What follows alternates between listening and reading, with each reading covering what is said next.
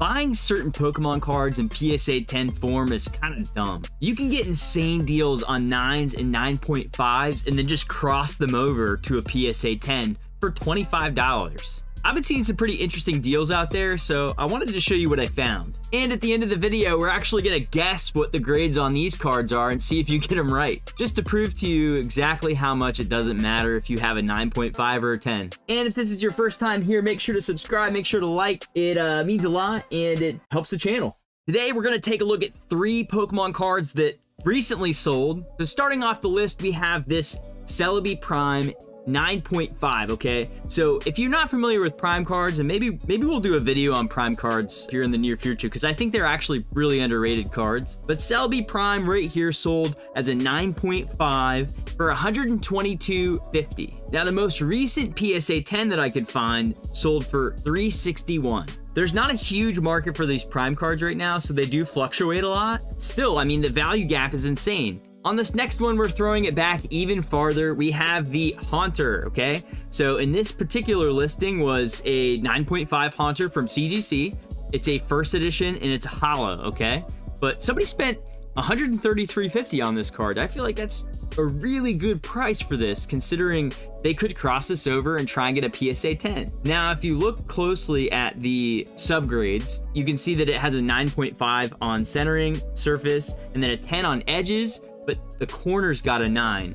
So I went ahead and scrolled through here and looked at the corners. I feel like this top right looks okay. And then this corner here on the bottom right did kind of look like, I don't know, it's tough to see in the picture. Like if I were to buy this card, I'd probably ask to see a video of it. That way I could get a nice good look at what the card actually looks like. And then the bottom left corner looks fine to me. And then the third crossover, I feel like if you're gonna buy a PSA 10 Umbreon VMAX, you should just buy a CGC 9.5 and then crossover grade it to get the PSA 10.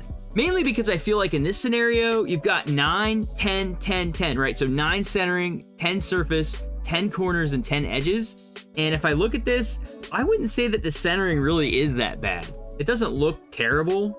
It's tough because, you know, obviously you want to see the back of the card, but the front looks pretty good. And PSA does judge more harshly on the front than they do the back. All right, so now I'm going to show you 3 cards that I have, and you have to guess the grade. So pause the video when the card comes up and throw the grade in the comment section. Let me know what you think. So the first one here, is this a 9, 9.5, 10, and 8, whatever it is, right? So here we go. We got the Rayquaza. So you can see it's a nice, beautiful card. Okay, we'll take a look at the corners so I can show you that, if I can get some focus there. So there's the one corner, another corner, another corner, and another corner, right? And then you can take a look at the centering. You can see side to side. It's not perfect. It's a little heavier on the right, but pretty good. And then bottom to, so they also judge centering top to bottom.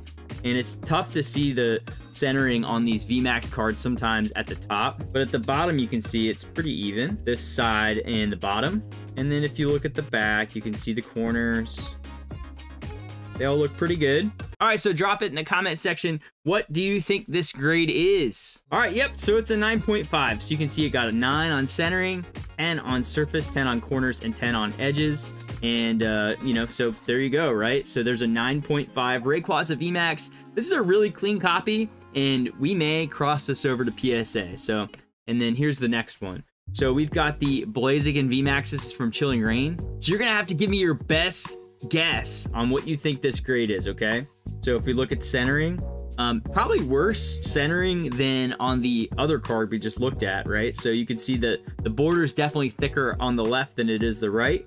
And if we look at the corners, they look pretty good. These modern cards are usually pretty good on corners and edges for the most part, but there definitely are some that aren't. All right, so we'll take a look at that corner, try and peel this up so you can see the card from the back, but you could definitely see the border's thicker on the right than it is on the left. I mean, you can definitely see that clear as day. And this card is a PSA 10, all right? So it's PSA 10, and in my opinion, it's poorly centered than the Rayquaza VMAX. Good enough for a 10 from PSA, so I think that's the point, right? All right, and the third one here, we have the Giratina V alt art, and I bought this this is an SGC slab, so we can take a look at the centering, kind of do the same thing as we did before, right? So definitely top to bottom is not perfect. You can see that it's a little thicker on the top than it is the bottom, but side to side, we're looking really nice. You can see side to side is really, really great. And then we can look at the corners, which all look really nice. So there you go. And the surface of this card is perfect. No issues with it whatsoever. And what do you think this one got graded? Pause the video. Guess. All right, so if you got it right, let me know in the comment section. This is a 9.5 Giratina V from Lost Origin. And yeah, so I mean, honestly, probably better centering than the Blaziken VMAX. I mean, the Blaziken VMAX had probably the worst centering of the three, but it has a 10 grade. So that's all I have for you guys. Thanks so much for coming today. Thanks so much for watching this video. Hopefully this was helpful. Yeah, I mean, pretty simple video.